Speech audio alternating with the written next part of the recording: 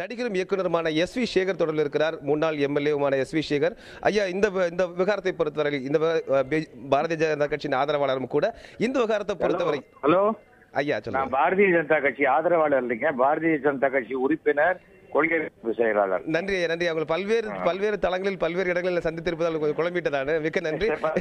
இந்த ஒருவேளை நீங்க கட்சியை விட்டு தூக்கிட்டீங்களோன்னு அந்த உரிமை எனக்கு இல்லையா. நன்றி. இந்த ஆணையத்தினுடைய பரிந்துரையை பற்றி உங்களுடைய கருத்து என்ன? இது ஒரு பரிந்துரை தான் செஞ்சிருக்காங்க, ஒரு விவாதத்துக்கு எடுத்துக்கொள்ளப்படும் தான் சொல்லிருக்காங்க. உடனே இதை கண்டம் பண்ணுங்கிற அவசியமோ எதுவுமே தப்பு நடந்தணும் அப்படி வேண்டிய அவசியம் எல்லாம் கிடையாது. காரணம் என்னவென்றால், தீவிரவாதம் என்பது நாட்டிற்கு எதிராக செயல்படக்கூடிய ஒரு விஷயம். மிகப்பெரிய அளவுல பார்க்கணும். சாதாரணமா இங்க கொலை பண்ணும்போது கொலைன்னு கத்துறோம். ஆனா அதையே போர் முனையில செய்யும் போது வீரப்பதக்கம் கொடுக்குறோம். அப்ப அது ஐயோ நீ பாகிஸ்தான்காரனை கொன்னுட்டிய போர்ல அப்படின்ட்டு நமக்கு தூக்கு தண்டனை கொடுக்கறது கிடையாது. சோ இது அடிப்படையாகவே இதை சரியான முறையில பார்த்து செய்யக்கூடிய ஒரு விஷயம்தான். ஏன் இதை டிபேட் பண்ணி தானே செய்யறேன்னு சொல்றாங்க, இதுல என்ன தவறு இருக்கிறது? இல்லையா, பொதுவாக இந்த சட்டங்களை பொறுத்தவரை இந்தியாவில் எல்லா விதமான சட்டங்களும் அனைத்து விதமான குற்றங்களுக்கும் சட்டம் இருக்கின்றன. ஆனால் சட்டங்கள் அரசியல் ரீதியாக தவறாக பயன்படுவதற்கான வாய்ப்புகளும் அதற்கு முன்னுதாரணங்கள் இருப்பதாகத்தான் பாதிக்கப்பட்டவர்கள் தரப்பில் சொல்லப்படுகிறது. பாதிக்கப்பட்டவர்கள் தரப்பு சட்டத்தை எல்லா ஜனங்களும் மதிச்சிடுறாங்களா? ஹெல்மெட் போட்டுக்கணுங்கிறாங்க, அத்தனை பேர் போட்டுக்கிறாங்களா? எல்லோ லைனை கிராஸ் பண்ணக்கூடாதுங்கிறாங்க, எல்லாருமே கிராஸ் பண்ணாம இருக்காங்களா? வீட்டு வாசல்ல ரோட்ல கார் நிறுத்தக்கூடாதுங்கிறாங்க, எல்லாருமே கார் நிறுத்தாம இருக்காங்களா?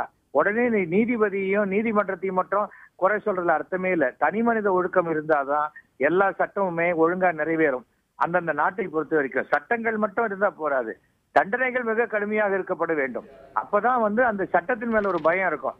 சட்டத்தை என்ன வேணா சட்டம் போட்டுட்டு நான் எம்எல்ஏக்கு தெரிஞ்சவன், எம்பிக்கு தெரிஞ்சவன், நான் எனக்கு ஐஏஎஸ் ஆபீசருக்கு தெரிஞ்சவன் சொன்னா அப்ப என்ன சட்டம் போட்டும் பிரயோஜனம் கிடையாது.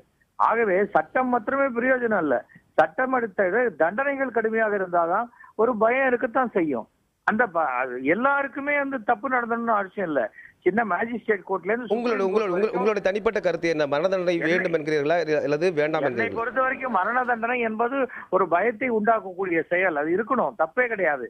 காரணம் என்னவென்றால் இன்னொரு உயிரை பறிக்கிறதுக்கு இந்த எப்படி என்ன ரைட்ஸ் இருக்கு? யார் கொடுத்தாங்க அவங்களுக்கு? ஒரு சின்ன செயினுக்காக உயிரை பறிக்கிறது. இப்ப ஏதோ செல்போனுக்காக ஒரு பையன் ஒரு உயிரை பறிச்சுட்டான், பாவம் தெரியாத பண்ணிட்டான், செல்போன் தானே அப்படின்னா வேற செல்போன் வாங்கி கொடுத்துட்டா அந்த உயிர் வந்துருமா? அப்போ அந்த உயிரினுடைய மரியாதை தெரியல. அதுக்கு என்ன காரணம்? தனி மனித ஒழுக்கத்தை நாம அரசு மக்களிடம் போதிக்க தவறி விட்டது. அதனால்தான் தலைமுறை இன்னும் மோசமாயிட்டு இருக்கு. 500 ரூபாய்க்கு கொலை பண்றேன்றான், 1000 ரூபாய்க்கு கொலை பண்றேன்றான். அப்ப 1000 ரூபாய்க்கு கொலை பண்றவனுக்கு 2000 ரூபாய் திருப்பி கொடுத்தா அந்த உயிரை கொடுத்துட முடியுமா?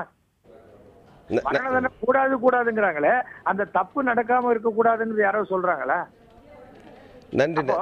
எந்த ஒரு விஷயமே தனக்கு நடக்கும் போது அந்த பாதிப்பு அதிகமா தெரியும். யாரோ ஒருத்தனை கொலை பண்ணிட்டான்னா பாவம் விட்டுருங்க அப்படிமா. அது நம்ம வீட்டுல இருக்கிறவங்களை கொலை பண்ணிட்டா விட்டுருதான் சொல்லுவானா?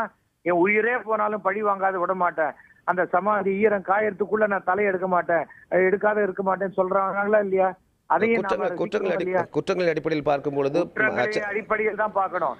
தண்டனைகள் மிக கடுமையாக இருக்கப்பட வேண்டும். தண்டனைகள் எப்போ கடுமையா இருக்கோ அப்பதான் சமுதாயம் சரியா வரும். நன்றி நன்றி எல்லாத்துக்கும். ஆனா ஒரு நிரபராதி கூட தண்டிக்கப்படக்கூடாது அப்படிங்கிறது நியாயமான ஒரு விஷயம். மிக்க நன்றி எஸ்.வி. சேகர் அவர்களே.